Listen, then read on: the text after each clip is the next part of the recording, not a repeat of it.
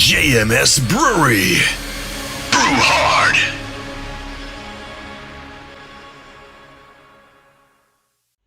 G'day everyone, happy Homebrew Wednesday.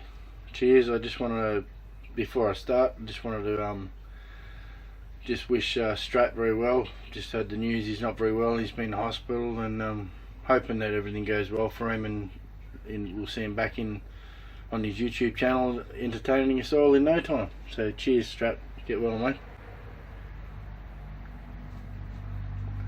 Well, tonight I've started a little bit, I started early actually down here. Came down and I thought I'd do a little bit of research on these PIDs. Wiring them up, electronics and all that sort of stuff is no problem for me at all. It's just programming the bloody things, it's doing my head in. I've got one down here at the moment, I'll just quickly show you. This one's set up now. This is the same one Paul Wickstead used in his awesome brewery. He had 3 of them running. It's the Sesto's D1S. I think Tony Yates uses as well. This is the 40 amp solid state relay, and this is the thing I'm talking about. Wiring it up and controlling it is no problem, but you have a look at this. You hold this down, have a look at the programmable menu you've got. Look at this stuff, and I've got a page of all of this stuff on it. You know, like I know that SN I just went past as a sensor type. Everything else is like, holy crap, you know. There's so many settings. And that other Chinese cheap crappy one I bought, it only had about 4 things that came up. It was just rubbish. And you can see here, it's a K-type thermal sensor, and it's about 16 degrees at the moment. And you can see if I hold that in my hand, heat it up, see the solid state relay turn off as it goes above.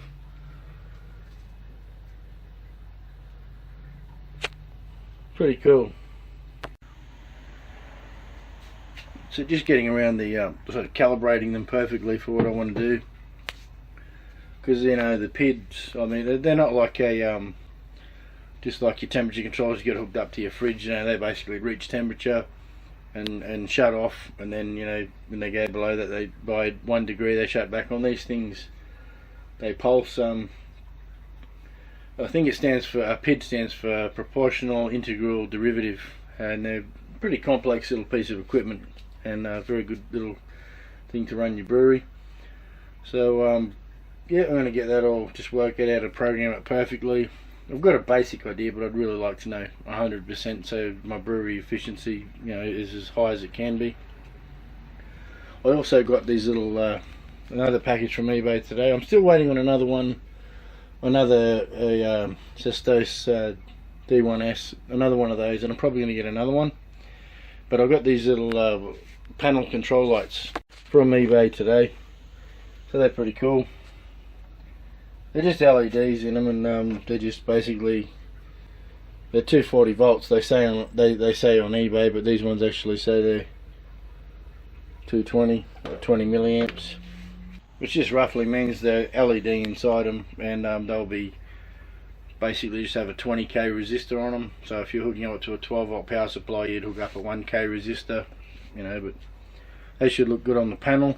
The panel I've got sitting here, that's the old broken down old pool box the legendary Tactical Gecko got for me. What I was thinking about doing was I don't know whether to mount it that way on the wall or that way. It's probably better that way. And I'm going to, because it's got, as I said in a previous video, it's got this nice panel, so I'll probably rip the door off and just use that. And I was thinking about in my brew room, I'm probably going to have my HLT there, mash tun there, and then the recirculation kettle here. And maybe I was thinking about taking all that off and putting the panel up there. So sort of having the panel up there, it's a lot better, especially for wiring. I don't want to have, I've got a concrete pier to go through, and I don't want to go drilling 50mm holes or 20mm holes in that. So I'm going to, I'll probably just put it there, because I want everything with the way it's all hooked up. I don't have a 32 amp circuit to work with. I've got two 16 amp circuits, so I'm basically going to have individual control with each. So it's either going to, I'm going to have an option with a switch on that's going to select, with circuit 1's going to run my HLT or my boil kettle, and then the other one is my just going to run my recirculation heater.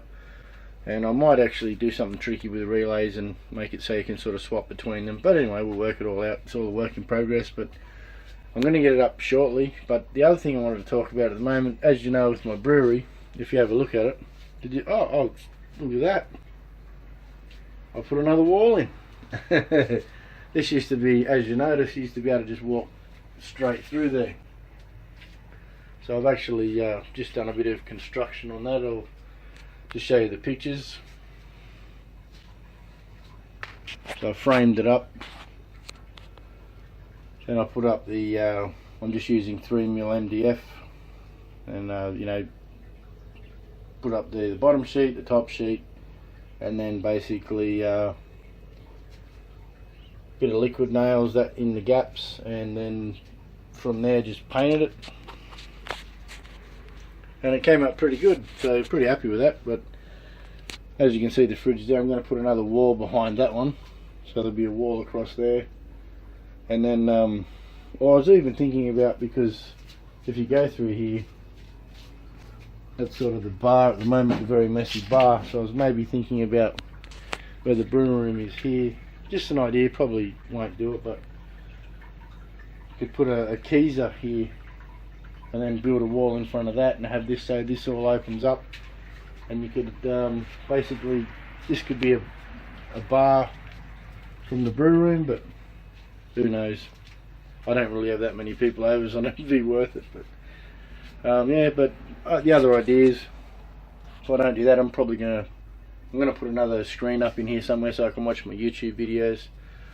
That's the thing about brewing and doing these videos. I'm flat out. That's why I miss, every couple of weeks, because it's just so hard trying to find the time and working, and just hard enough trying to make the videos, and then let alone watch them. I mean, I do my all grain videos on a Friday or Saturday night, and it usually goes well into the AM by the time I've finished. So got to try and plan my brewing out better than what it is. But it's the only time I've got, and that's you make do with the time you got, I suppose. But I mean, anyway, this is what's happening at the moment. So my other half she bought me all these nice signs and that sort of stuff, and I'm running out of spots for them. And as you notice, this one hanging there. So I mean, that's where it'll be good. Put it up on the wall. Also, talking about the way I've misbehaved tonight, I actually went and bought, because I'm out of beer, and I actually went down and bought a cheap 6-pack with some Crown Seal bottles, so I can actually use them, some brown Crown Seal bottles, so I can refill them up and fire up my old little beer fridge here and keep a few beers. And I drank those, and they were they're okay, they're drinkable, and you don't sort of enjoy them as much after you get up the first one. Like, yeah, came down, did a bit of research on my PIDs and that sort of stuff, and then started watching a few videos, watched a few good old Paul Wicksteed stuff. I was hooked on that. He's just awesome.